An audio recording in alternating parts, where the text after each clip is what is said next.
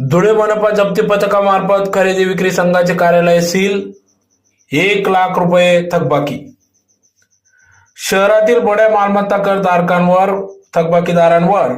महापालिकेने धडक मोहीम सुरू केली असून वारंवार नोटिसा देऊन देखील थकबाकी न भरल्याने अखेर मनपा जप्ती पथकाने आज दिनांक 6 मार्च 2025 रोजी आग्रा रोडवरील लालबाग जवळ असलेल्या खरेदी विक्री प्रक्रिया सोसायटीच्या कार्यालयाला आज सील केले। या कार्यालयावर तब्बल 1,01,643 रुपये थकबाकी असून प्रशासनाकडून वेळोवेळी नोटिसा बजावण्यात आल्या होत्या, मात्र संबंधितांनी दखल न घेतल्याने आज सकाळी जप्ती पथकाने कार्यालयासमोर ढोल ताशे वाजवीत जागे करण्याचा प्रयत्न केला, मात्र तरीही प्रतिसाद मिळाला नाही, म्हणून अखेर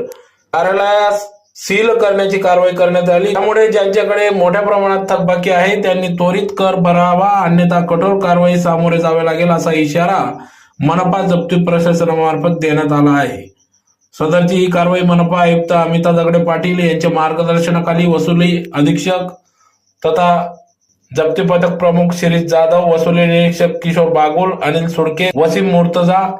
रवींद्र बडगुजार, अशोक मंगिरकर, पप्पू वराडे, शांताराम चौधरी यांच्या पथकाने सदरची कारवाई केली। मनपाच्या मालमत्ता कर वसुली मोहिमेला वेग आला असून ज्या मालमत्ता धारकांकडे लाखो रुपयांची थकबाकी आहे त्यांच्यावरही लवकरच कठोर कारवाई करण्यात येणार असून त्यामुळे थकबाकीदारांनी विलंब न लावता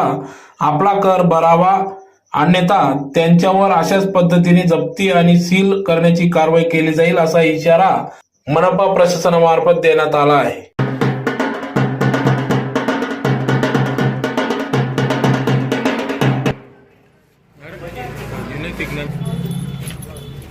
असं थोडा मागे होतं किती हद्दवाढसह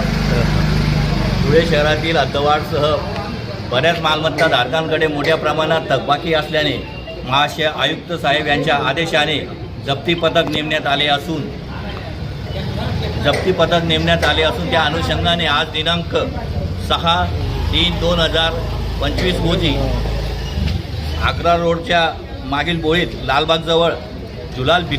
बिलाजी पाटील चेअरमन खरेदी विक्री प्रक्रिया सोसायटी यांचे कार्यालय यांच्याकडे 1,01,643 रुपये थकबाकी असल्याने व वारंवार नोटिसा देऊनही प्रतिसाद